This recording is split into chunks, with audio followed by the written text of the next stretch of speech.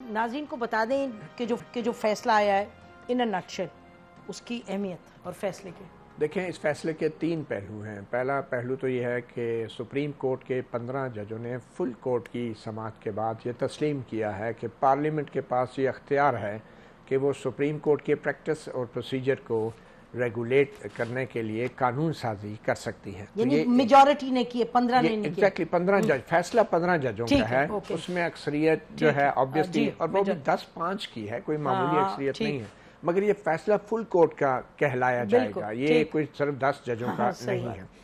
یہ بہت تاریخی ایک فیصلہ ہے اس حساب سے بھی کہ پوری دنیا میں پہلی بار پاکستان کی سپریم کورٹ سے براہ راست نشریات دیکھی گئی، اور اس حساب سے بھی کہ پہلی بار سپریم کورٹ نے، فل کورٹ نے یہ علل اعلان تسلیم کیا ہے کہ پارلیمنٹ بالادست ہے، وہ قانون بنانے کا حق رکھتی ہیں، اور وہ اس حد تک بھی قانون بنا سکتی ہیں کہ چیف جسٹس کا کیا انتظامی اختیار ہو سکتا ہے یا نہیں. انتظامی میں اس لیے کہہ رہا ہوں کہ عدالت کے اندر اختیار کے حوالے سے سپریم کورٹ کے پاس بالکل انڈیپینڈنس ہے، اور پارلیمنٹ کوئی ایسا قانون نہیں بنا سکتی کہ کوئی جج یا چیف جسٹس جو ہے وہ کمرہ عدالت میں بیٹھ کے یہ فیصلے دے سکتا ہے اور یہ نہیں. جو واحد پابندی خود حکومت یا پارلیمنٹ یا عدلیہ کے اوپر بھی ہوتی ہے وہ آئین کی پابندی ہوتی ہے اور قانون کی پابندی ہوتی ہے. تو بظاہر جو ہے وہ ججز سپریم کورٹ کے عدالتوں میں اپنے فیصلے کرنے میں آزاد ہیں آئین اور قانون کے مطابق، مگر یہ جو انتظامی سائٹ کے اوپر جو قانون کو تسلیم کیا ہے 15 ججوں نے، یہ ایک بہت بڑی ڈیولپمنٹ ہے. اور پہلی بار، ہم اس سے پہلے دیکھتے رہے کہ سپریم کورٹ کے ججز جو ہیں وہ بیٹھ کے پارلیمنٹ کے اوپر ایک قسم کا، میں کہوں گا، آوازیں کستے تھے اور کہتے تھے یہ جو نیب کی ترامیم ہے یہ ذاتی مفاد کے لیے کی ہیں. تو پہلا تو یہ اس فیصلے کا اہم حصہ ہے. دوسرا حصہ یہ ہے کہ سپریم کورٹ پچھلے کئی عرصے سے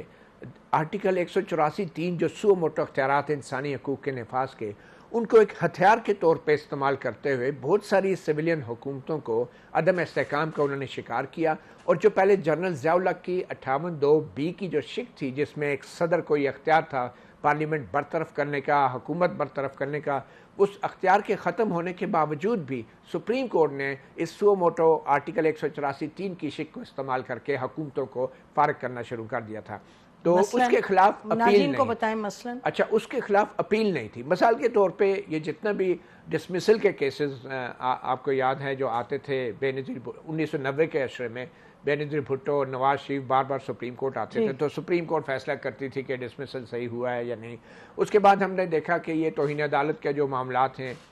اس کے اندر یوسف زئی گیلانی کو بھی فارغ کیا گیا. پھر اس کے بعد نواز شریف کا جو پاناما کیس، یہ سب سے اہم کیس تھا جس میں سو موٹو اختیارات کا استعمال کرتے ہوئے پاناما کیس کا ٹرائل جو ہے اس کی نہ صرف نگرانی کی بلکہ ایک نیا اقامہ کا کیس نکال کے سو موٹو ان کو تاحیات بین کر دیا، اور اس کے خلاف اپیل نہیں تھی. تو دوسرا پہلو یہ ہے کہ اپیل کا حق دے دیا گیا ہے، مگر اس میں صرف ایک کیویٹ ہے،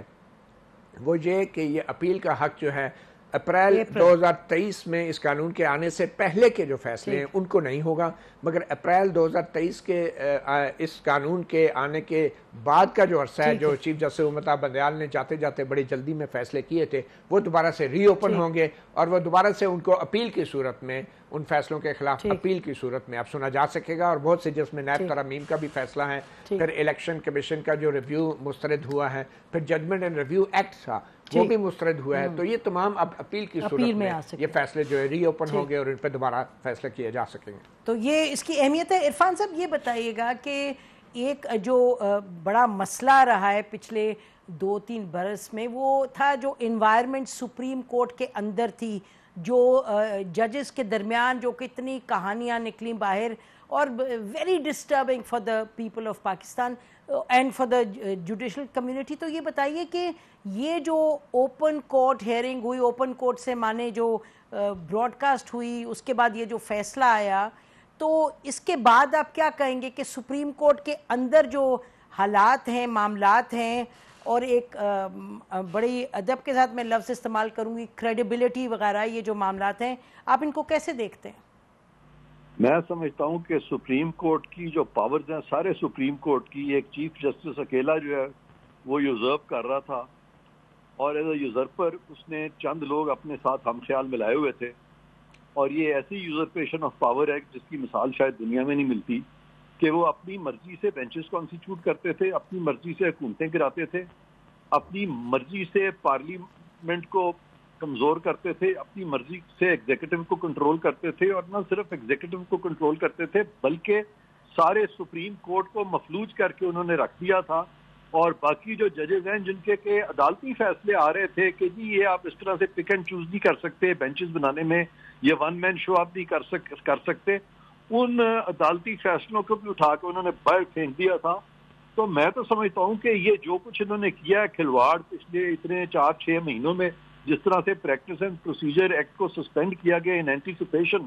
وہ کر ہی نہیں سکتے تھے ایک ایسے قانون کو جو کہ ویسے بھی آئین کے مطابق تھا.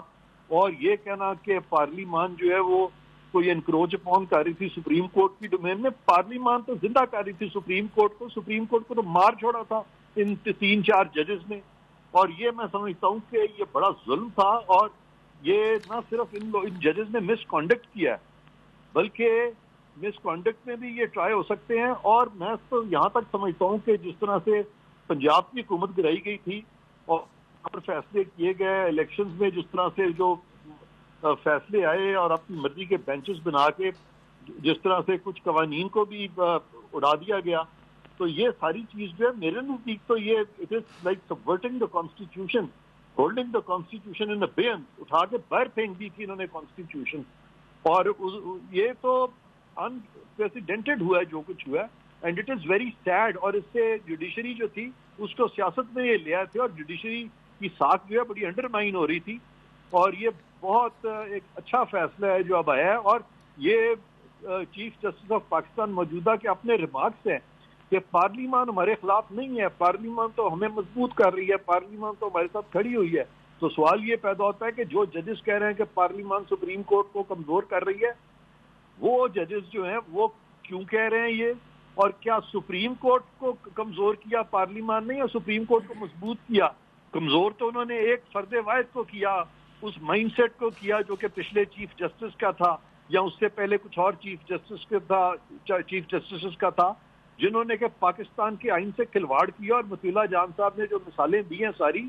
وہ بڑی ایپٹ ہیں، یہ لمحہ فکریہ ہے. اور یہ میں سمجھتا ہوں کہ اس کو معاملے کو آپ سنجیدگی سے لیں تاکہ کل کو کوئی آنے والا آپ چیف جسٹس جو ہے اس طرح سے کھلواڑ نہ کر سکے کہ فرد واحد جو ہے جو کہ الیکٹڈ بھی نہیں ہے، جو پراپرلی سلیکٹڈ بھی نہیں ہے، وہ ساری کی ساری حکومت پہ بھی قبضہ کر لے، وہ لیجسلیچر کو بھی نیچا دکھائے، وہ سپریم کورٹ پہ بھی قبضہ کر لے، سب کو لے کے سب کو چڑھ دوڑے. مطلب یہ تو